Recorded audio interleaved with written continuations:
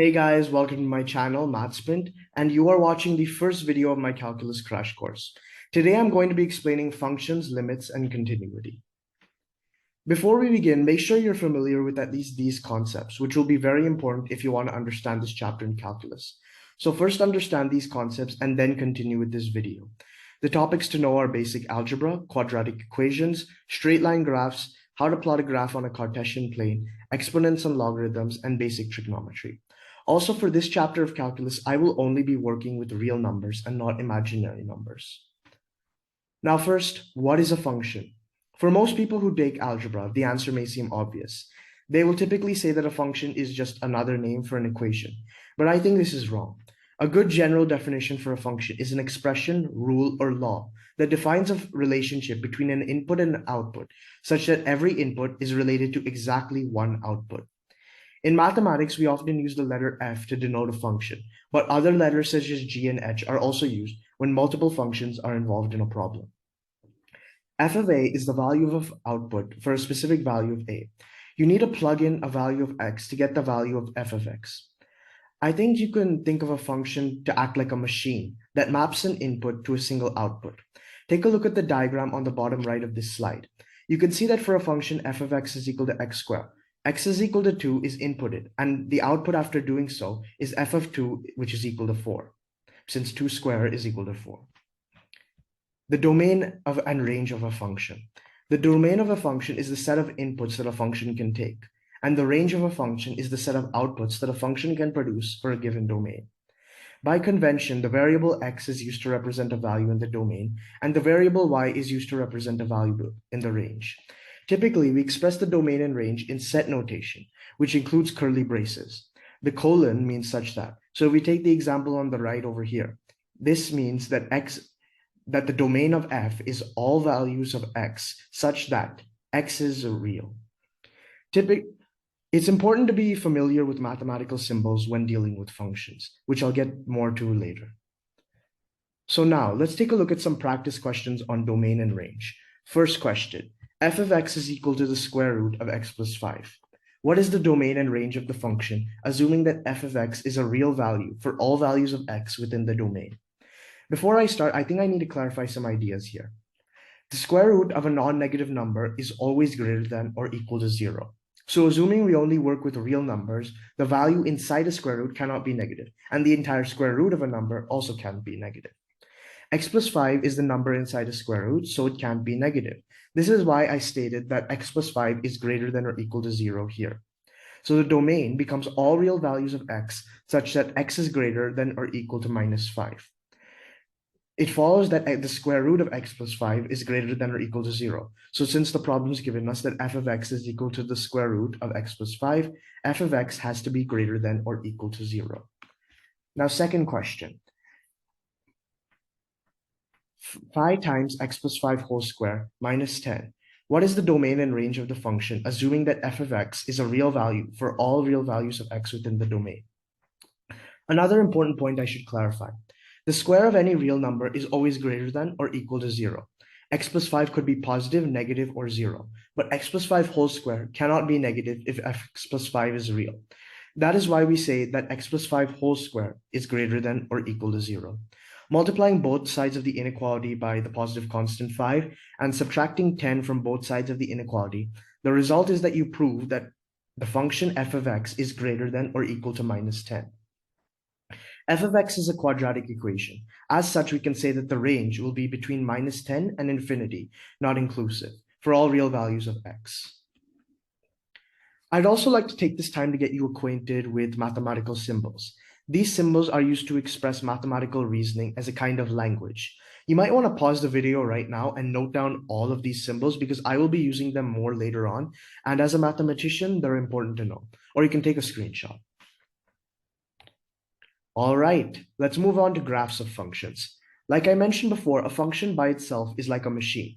However, we also use functions as a way to mathematically express the relationship between variables such as x and y. Graphs of functions can show visual representation between variables, allowing the relationship to be understood with more clarity. There's also types of functions called multivariable functions, which show the relationship between multiple variables, such as x, y, and z. The function can take multiple inputs, but it will only produce one output. Now, on the right side of this slide, a picture of the three axes is shown. As you might have guessed, these axes are denoted as x, y, and z. With graphs of functions, we can visualize the relationship between three variables. Additionally, we can express virtually any 2D or 3D shape mathematically. When looking at graphs, pay attention to these distinct features. If there is a continuous line, then all points along that line are included. But if there's an open circle, then that specific point is not included in the curve. And an arrow indicates that that graph continues in that general direction.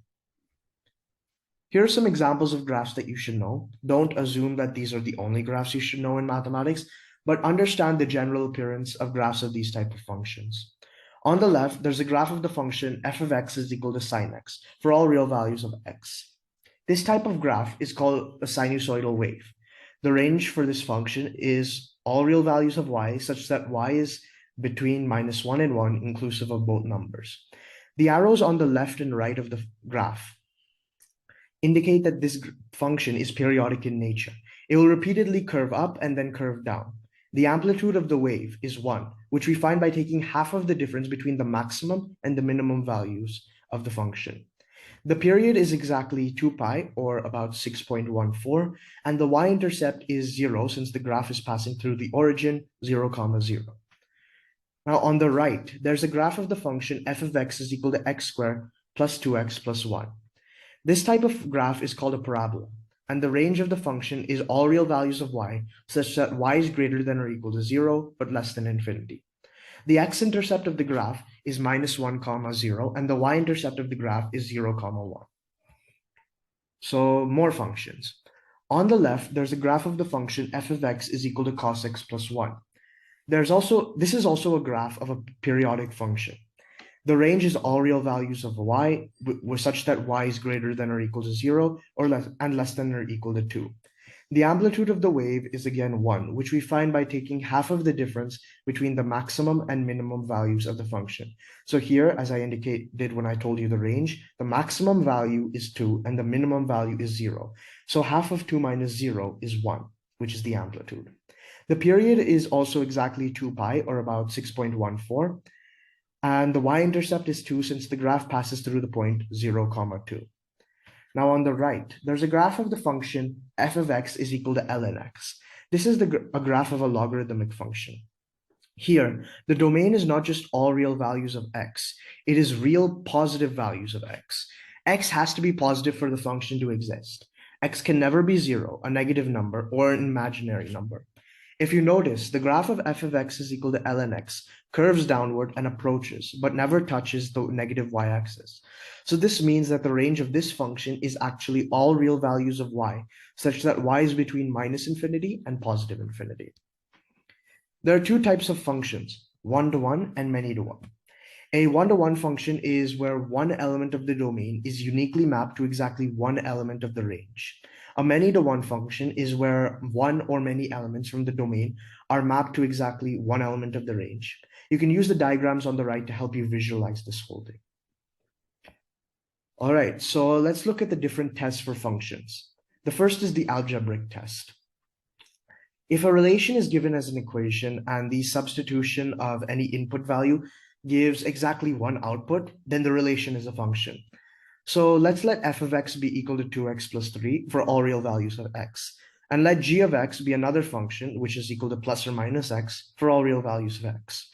Now, f of 3 is equal to 2 times 3 plus 3, which is equal to 9. And we get this by just plugging in x is equal to 3. Now, when we plug in x is equal to 3 into the function g of x, we get g of 3 is equal to plus or minus 3. F is a function because there is only one corresponding value of y for every value of x within the domain of f. But g is not a function because there are two corresponding values of y for every value of x within the domain of g. So when I substituted x is equal to 3, I plugged in x is equal to 3. I got two values of the function, 3 and minus 3. So since I got more than one value, this g is not a function. The graphical test for functions. The graphical test for functions is called the vertical line test. Suppose if we were to draw all possible vertical lines on the graph of a relation. If each line intersects the graph at most once, then the relation is a function. If at least one line cuts the graph more than once, then the relation is not a function. So let's use the example on the left here. Imagine drawing multiple vertical lines across the xy Cartesian plane. Each line would intersect the graph y with the equation y is equal to x squared exactly once. This means that f of x is equal to x squared is a function. Now, the horizontal line test is specifically for the purpose of determining if a function is one-to-one or not. The horizontal line test should only be used when the graph being tested is already to be proven to have an equation that is a function. So if it satisfies the vertical line test, then you can use the horizontal line test. Suppose if we were to draw all possible horizontal lines on the graph of a function. If each line intersected the graph at most once, then the function is one-to-one. If at least one line cuts the graph more than once, then the function is not one-to-one. So let's use the example on the right here. Imagine drawing horizontal lines across the xy Cartesian plane. Nearly all of the lines would intersect the graph of y is equal to x squared more than once. So this means that f of x is equal to x squared is not a one-to-one function, but rather the many-to-one function. But imagine performing the horizontal line test on, say, the graph with the equation y is equal to 2x plus 3. This is a linear graph. It is a straight line with a positive gradient. If you imagine drawing horizontal lines across this graph, each horizontal line will cut the graph exactly once. So f of x is equal to 2x plus 3 is a one-to-one function. You can use any graphing software or just graph it yourself to confirm this. You might seem skeptical that functions alone could describe the shape of all objects. So let me explain a piecewise function, and this can maybe help you understand how it works. A piecewise function is essentially a function that's made up of different pieces, where every piece is an equation with a particular domain. For example, a single piece on the domain of all real values of x, where x is less than 2, has the function piece x squared. Another function piece, x cubed, for x is equal to 2, and the third function piece is sine x for x is greater than 2. So you can think of these as sort of like sub-functions, which are part of a greater function. And as a result, we can mathematically form virtually any shape we want for a particular domain. Now, limits. This topic essentially forms the basis of all calculus. The number L is the limit of a function f of x as x approaches a constant a. But as the values of x get arbitrarily close but not equal to a, the values of f of x approach L. So here, this is how we denote it. We say that the limit of f of x is equal to L as x approaches a. So in order for the limit to exist, the values of f must approach or tend to L as x approaches a from the left or the right. So the limit of f of x is equal to L as x approaches a from the left is called the left-hand limit of f at a. Whereas the limit of f of x is as x approaches a from the right is called the right-hand limit of f at a. So we call it the left and right-hand limits because for the left-hand limit, it's x is approaching a through values less than a, which is the left. And it's called the right-hand limit because x is approaching a through values greater than a, which is from the right. So let's take an example of f of x is equal to the absolute value of x.